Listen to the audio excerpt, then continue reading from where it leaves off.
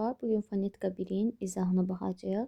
İlk əvvəl onu qeyd edeyim ki, kimin fonetikadan saitdə, samitdə, kar cümləsini ayırmaqda problemi yoxdursa, bu zaman videonun bu hissəsini keçə bilər. Kimin ki bununla bağlı problemi varsa, bu hissələrin izahlarına mütləq baxsın. Çünki öyrətdikdən sonra sizə videonu dayandırıb işləməyə tapşırıq da verəcəm.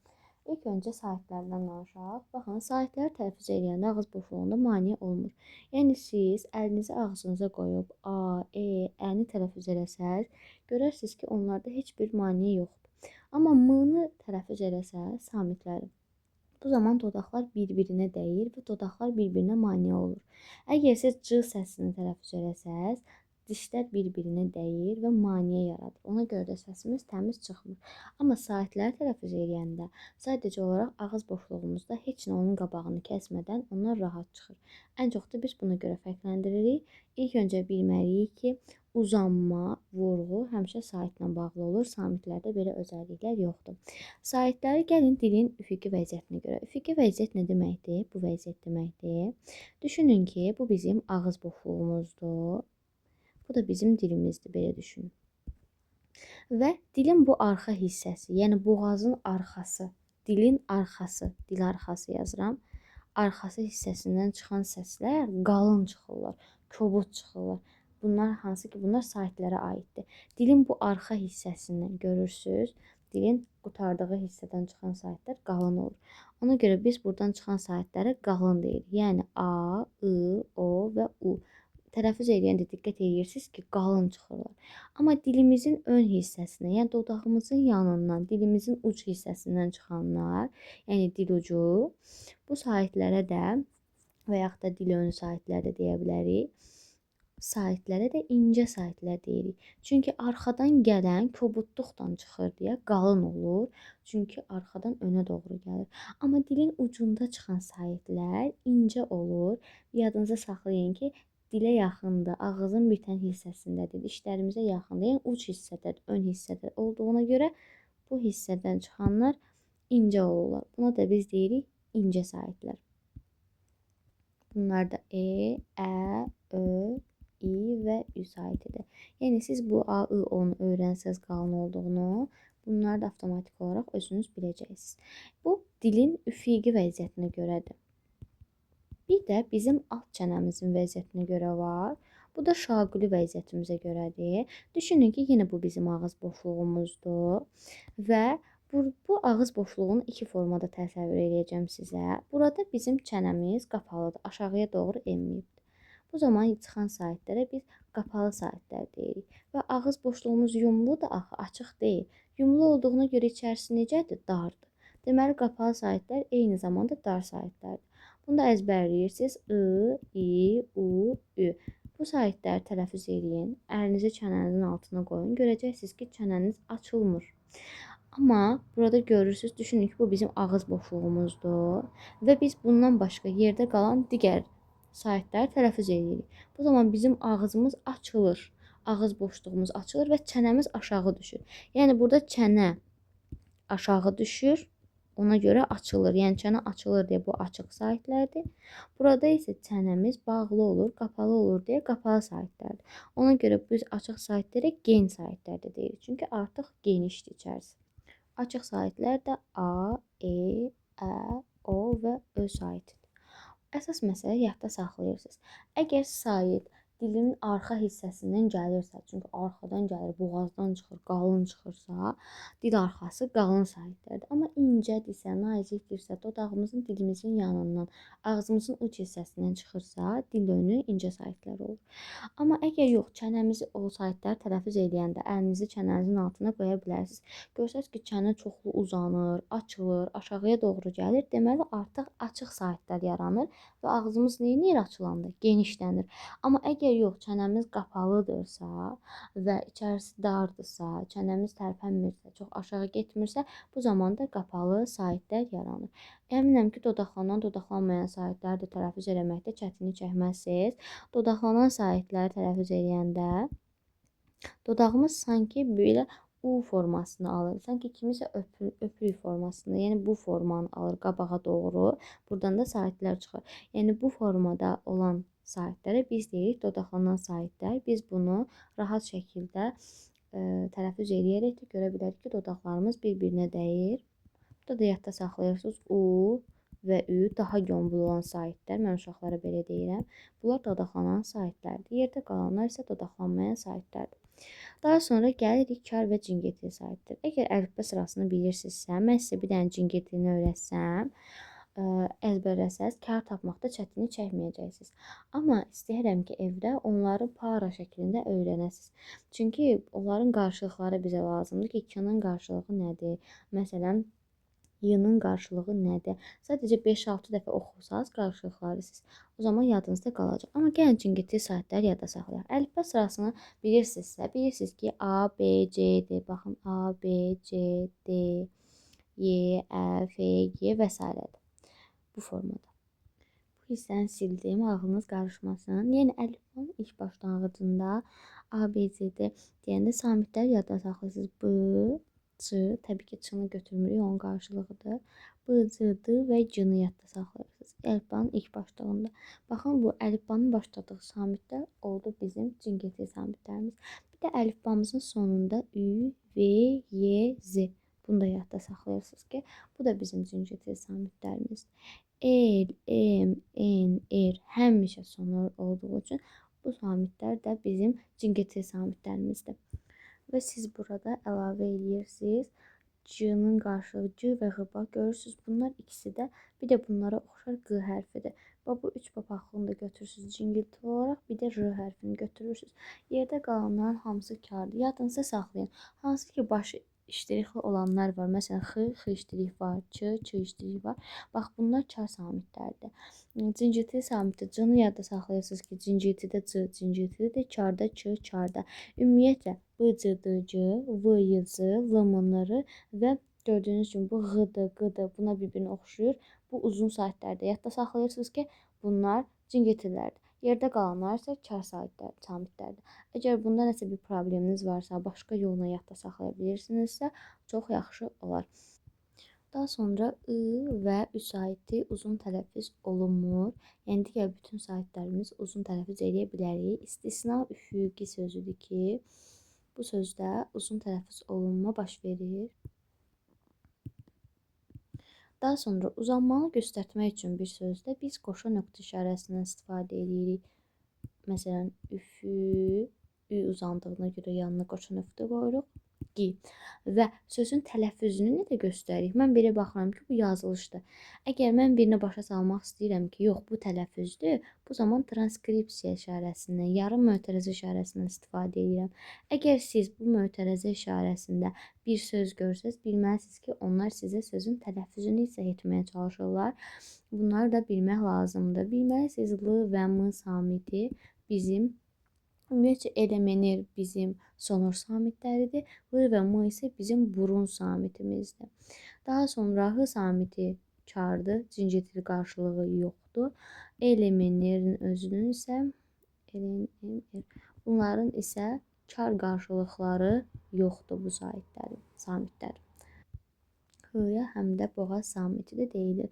Yəni ümumi giriş olaraq bunları bilməyiniz bəs eləyir fonetika üçün. Və fonetikada kəmiyyət və keyfiyyət fərqi deyilən bir anlayış var. Bilirsiniz ki, bir şeyin kəmiyyəti onun sayı deməkdir. Məsələn, sizin 5 dənə dəftəriniz varsa, artıq siz onun kəmiyyətini bildirirsiniz ki, onun sayı nə qədərdir. Əgər sizə desək ki, sözdə kəmiyyət fərqi var, deməli onun ya sayı artıb, ya azalıb. Məsələn, məişət sözündə kəmiyyət fərqi var, çünki tələffüzdə məişət formasında olur. Samitin biri artıb, kəmiyyəti artıb, yəni say artıb. Deməli bu olur kəmiyyət.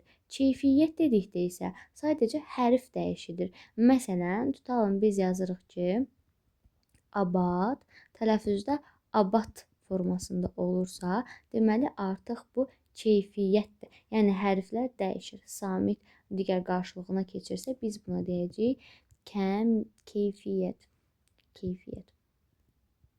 Amma kəmiyyət deyirsə, kəmiyyət say deməkdir. Bunu nəzərə alın. Bir şeyin sayı onun kəmiyyətidir. Yəni kəmiyyət deyirsə, yəni sözdə səs artımı ya da səs düşümü var. Əgər sizdən keyfiyyət soruşursa, deməli bu sözdə səslərin dəyişməsi hadisəsi var.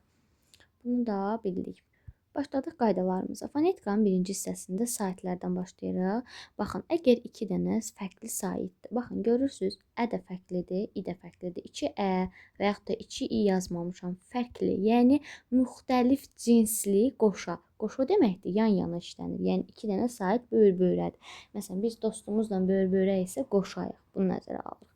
Deməli, 2 dənə müxtəlif cinsli, yəni müxtəlif olan sait yanaşı işlənibsə, qoşa işlənibsə, əgər bunların içərisində i hərfi varsa, məsələn, burada i hərfi yoxdur, burada i hərfi yoxdur. Əgər i hərfi varsa, bu zaman tələffüz eləyəndə, yəni bu transkripsiyanın içərisində yazanda biz bu iki saitin arasına y hərfi artıracağıq. Yəni məişət, məişət kimi deyiləcək. Diaspor, di, y, as, por formasında deyiləcəkdir. Sonra emosional, i və onun arasında y girəcək. Niyə? Çünki i hərfi var. I hərfi varsa, biz bura y hərfi artırırıq. Bu qaydaya tabe olmayanlardan biri, deməli, ü və a. Daha doğrusu a və üdür. Bunun istisna olaraq qeyd edin ki, bunların da içərisində y daxil ola bilər. I hərfi olanlar, bir də a və ü olanların içərisində. Əgər yox, bu müxtəlif cinsli, yəni müxtəlif sait yanaşı gəlibsə, içərisində i hərfi yoxdursa, tələffüzdə necədirsə o formada da qalır. Heç bir dəyişiklik baş vermir.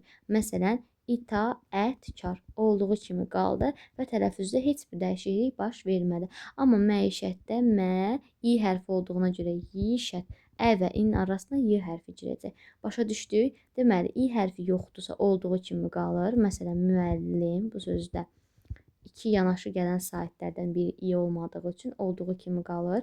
Amma bu sözdə 2 yanaşı gələn saitlərdən biri i olduğuna görə sadəcə yanaşı gələn saitlərə aiddir. Bu zaman şairanə formasında olur. Emosional formasında vəsaitdə y olacaq, təbiətdə y olacaq, teatrşünasda da yenə də e və a olacaq. İndi istəyirəm videonu dayandırasınız, bu sözləri dəftərinizə qeyd edəsiniz, qaydanı tətbiq edəsiniz. Qaydanı tətbiq etdikdən sonra videonu başladın və izaha mütləq ki, baxın. Deməli, idiom sözündə i və o-nun yanında i hərfi olduğuna görə tələffüzə y daxil olacaq. Fədai sözündə a və i olduğu üçün tələffüzə y daxil olacaq. Şua sözündə isə i olmadığı üçün tələffüzü olduğu kimi qalır. Stasionarda i olduğu üçün y əlavə edirik. Dialoqda i olduğu üçün y əlavə edirik. Fəal olduğu kimi qalır, i hərfi yoxdur. Şua, baxın, a, ü olsaydı, hə, amma ü, a da yox. Yenə də olduğu kimi qalır. Maneə də olduğu kimi qalır. Daha sonra gəldik qayda 2-yə. Eyni sait. Eyni sait nə deməkdir? Məsələn, təbii sözündə i və i, maaş sözündə a və a yanaşı gəlibsə, bu eyni saitlərdən biri tələffüzdə. Baxın, biz yazılışı demirik. Zaten yazılışda 2 dənə yazmışıq. Tələffüzdə biri düşür, biri uzanır. Bu nə zaman olur? Məsələn, a görsəz, tələffüzdə a, biri düşdü, biri uzandı. Uzanmanı da nöqtə ilə göstəririk. Qoşu nöqtə ilə. Məsələn, tutalım i və i. Bunlar saitlərə aiddir. Uzandı, biri düşür, biri uzanır. Məsələn, e və e. Biri düşür, biri uzanır. Məsələn, ə və ə. Yenə də biri düşəcək, biri uzanacaq. Bu bütün sözlərə aiddir. Məsələn, mətbə. 2 dənə eyni olduğu üçün biri düşəcək, biri uzun tələffüz olunacaq. Məsələn, bədii. 2 dənə eyni sait olduğu üçün biri düşəcək, biri uzun tələffüz olunacaq. Bu qaydanı mütləq ki, yadda saxlayın. Gəldik qayda 3-ə. Qayda 3-ümüzün əsas prinsipi odur ki, 3 dənə samit yanaşı gəlməməlidir. Bu bizim biraz dilimizə ziddir. Yəni, eyni cinsli qoşa samit. Bunu belə yadda saxlayırıq. Eyni, oxşar olan, yəni 2 dənə samit yanaşı gəlibsə, onların yanında 3-cü samiti artırsaq, 2 dənə samitimiz var. 3-cünü artırsaq, bu qaydamız əsasən odur ki, 3 dənə samit yanaşı gəlməməlidir. Eynidən biri özünü atmalıdır. Deməli, bu sözün tələffüzü xətlər formasında olacaq. Niyə? Əgər 2 dənə eyni samit varsa, 3-cü samit olmaz deyə eynidən birini atırıq. Amma sait olsa bizim üçün heç bir fərq yoxdur. Məsələn, haqqı sözündə 2 dənə samit var. Bu da saitdir. Axı 3 eləmədi. Biz 3 olsa atırıq. 2 qaldığı üçün elə haqq sözü olduğu kimi qalır. Yəni eyni qoşa samitli sözə samitlə başlayan şəkildə artırdıqda bu qoşalıqlardan biri düşməlidir. Zid sözündə 3 dənə samit olur deyə bu özündən birini atmalıdır. Yəni samitlə başlayan şəkildə artırdıqda biri düşməlidir. Məsələn, 3 dənə samit olur deyə kül sözündə biri düşməlidir. Çünki 3 dənə samit yanaşı gəlməməlidir. Həlli sözündə 3-cü samit olmadığı üçün 2 dənə samit olduğu kimi qalır. Saitdə də fərq olmur. 2 dənə r var, bir dənə də 3 dənə samit edir. 3 dənə samit olmaz prinsipini yadda saxlayırıq və r-nın birini salırıq. Silər. Əgər qaydanı başa düşdünüzsə, videonu dayandırıb bu tapşırığı yazmağınızı istəyirəm. Haqq sözündə 2 samit vardı, 3-cü samit olur deyə birini salacağıq tələffüzdə. Xətti sözündə 2 samitdir, 3-cü yoxdur. Sait olduğuna görə olduğu kimi qalacaqdır. Fəl sözündə 3-cü samit olduğuna görə biri düşəcək. Həllər sözündə 3 dənə samit olduğu üçün bu eynidən biri düşəcək. Qalacaq həllər. Tibbi sözündə isə samit olmadığı üçün elə tibbi versiyasında da 2 samitlə qalacaqdır. Daha sonra gəldik qayda 4-ə. Fərqli 2 dənə samit yanaşı gəlir. Bayaq sözün sonunda 2 samit yanaşı gəlirdi, gördüyünüz kimi. Amma bunlar eyni idi. İndi fərqliləri götürdüm. Bayaq 2 qı yazmışdımsa, indi birini h yazıram, birini m yazıram. Və yenə buna samitlə başlayan şəkil artırıram, bir dənə də saitlə başlayan şəkil artırıram. Yadınızda saxlayın ki, fonetikanın əsasını nə təşkil edir? Samit. Biz ancaq samitlərdə salırıq, samitlərdə dəyişirik. Saitlərlə bizim o qədər də bir işimiz yoxdur. Görürsünüz, 1, 2, 3 dənə samit olur. 3 dənə samit olmaz qaydamızı yenə yada salırıq. Bu zaman nə edirik? Tələffüzə uyğun bunların arasına hərf artırırıq. Zəhimli. Tələffüzü necə olur? Zəhimli. Niyə zəhimli formasında olur? Çünki 3 dənə samit yanaşı gəlməməlidir. Amma h və m 2 dənə olur. 3-cü olmadığı üçün saitdə olduğu kimi qalır. Daha sonra hökmə. Bu da onun kimidir. 2 dənə olduğu üçün 3-cü olmadığı kimi hökmə olaraq qalır. Amma sədir, siz qeyd edin, sədirdə 3-cü samit gəlir. Tələffüzdə necə olmalıdır?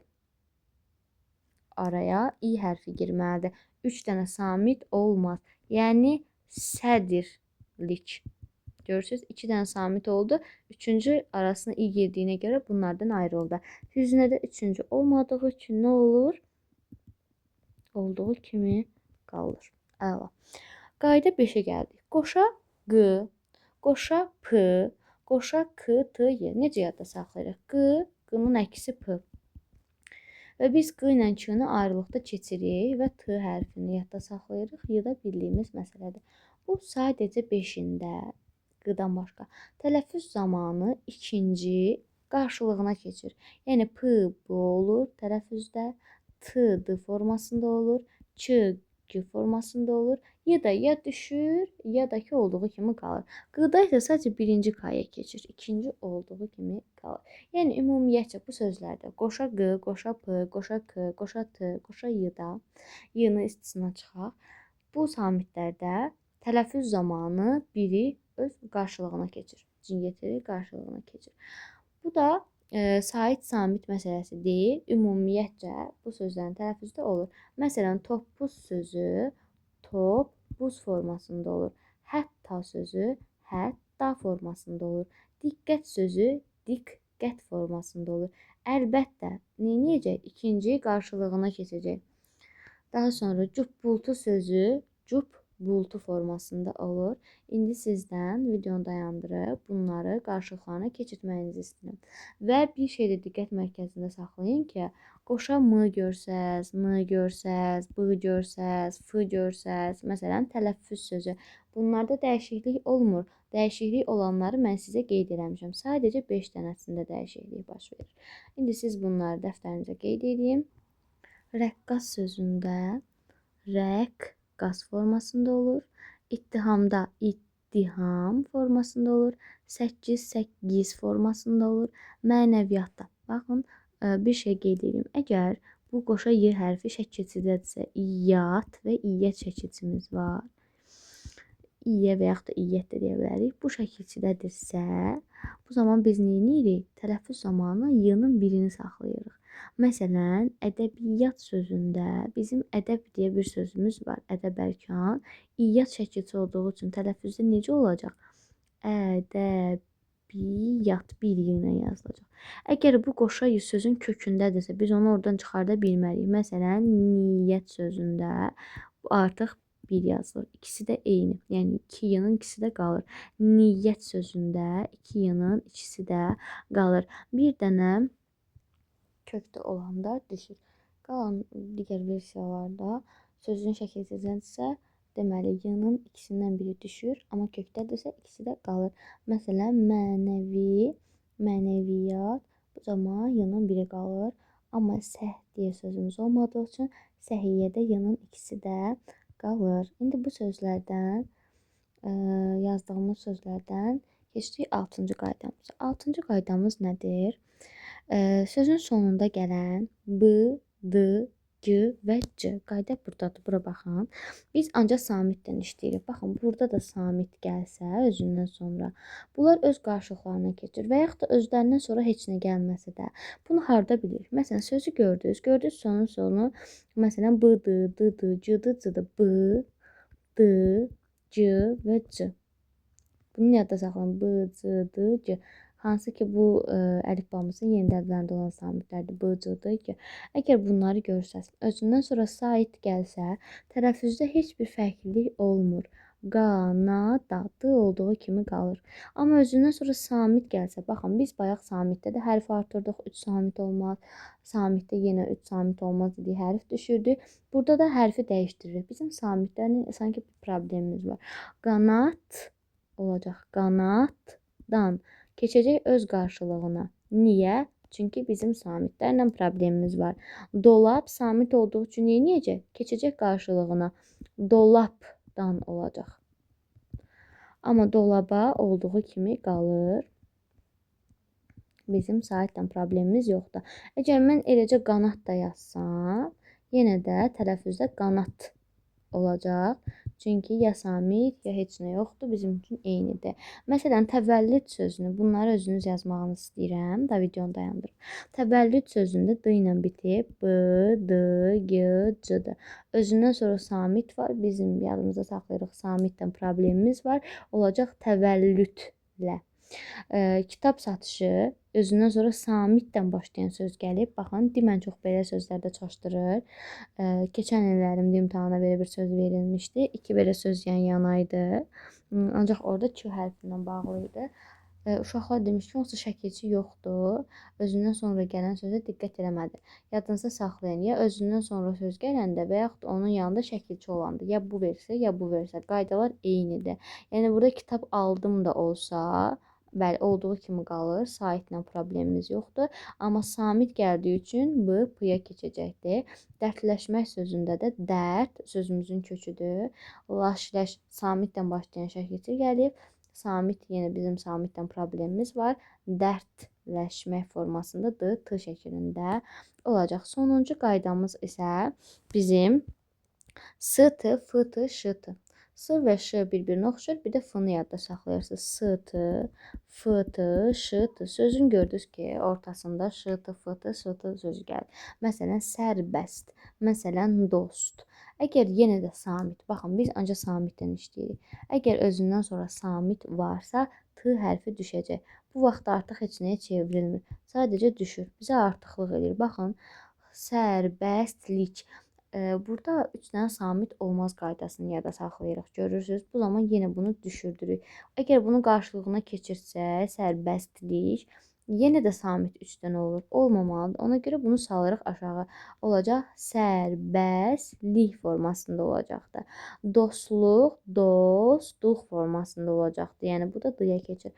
Yəni, t hərfi düşür. Dosta, amma olduğu kimi qalır. Dosta formasında qalır. Bunu da mütləq yaddan çıxartmayın. Məsələn, əgər desəm ki, sərbəsti çağır, sizcə burada dəyişiklik baş verir? Dəyişiklik baş vermir. Amma desəm ki, sərbəst gəldi, sərbəst gəldi formasında olur və t hərfi düşür.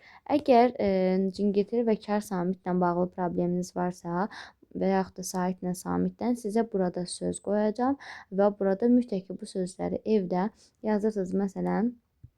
Məsələn görürsüz bunu. Yazırsınız Ağdam sözündə. Başlayırsınız A hərfi, məsələn, qalındır. Nə bilim, tutalım ki, qapalıdırmı, açıqdırmı, açıqdır. Dodaqlanmayandır. Bu formada başlayırsınız yazmağa. Sonra Ğ hərfinə keçirsiniz. Kardır, yoxsa cingiltilidir? Hə, biz dedik ki, bıcıdır, G var idi. G-yə oxşar da Ğ idi, deməli cingiltilidir. Daha sonra D hərfinə keçirsiniz. D kar idi, yoxsa cingiltili idi? Hə, bıcıdır, G. Belə başlayırdıq deyə bu cingiltilidir. Bu formada yazırsınız dəftərinizə bu sözlərin hər birini. Bu sizə çox kömək olacaq ki, siz artıq testlərdə tətbiq edəndə çətinlik çəkməyəcəksiniz. Nə qədər ki sözlərin üzərində kar və cingiltiləri evdə tapsaz, bu vaxt sizin yadınızda qalacaq. Amma dediyim kimi sıralamanı mütləq yadda saxlayın. Sıralamanı sizin üçün bura yenidən yazıram. El, M, N, R, J və Q hərfində yadda saxlayırıq və Ğ-nı və ən sonuncu da V, Y, Z. Bunları yadda saxlayırıq, əzbərləyirik. Bunu məntiqlə əzbərləyirik. B, C, D, G, L, M, N, R, V, Y, Z, bir də J, Q, H. Bunları yadda saxlayırıq. Bu bizim cingiltili samitlərimizdir. Fonetika birinci hissədən bu qədər. Hələlik.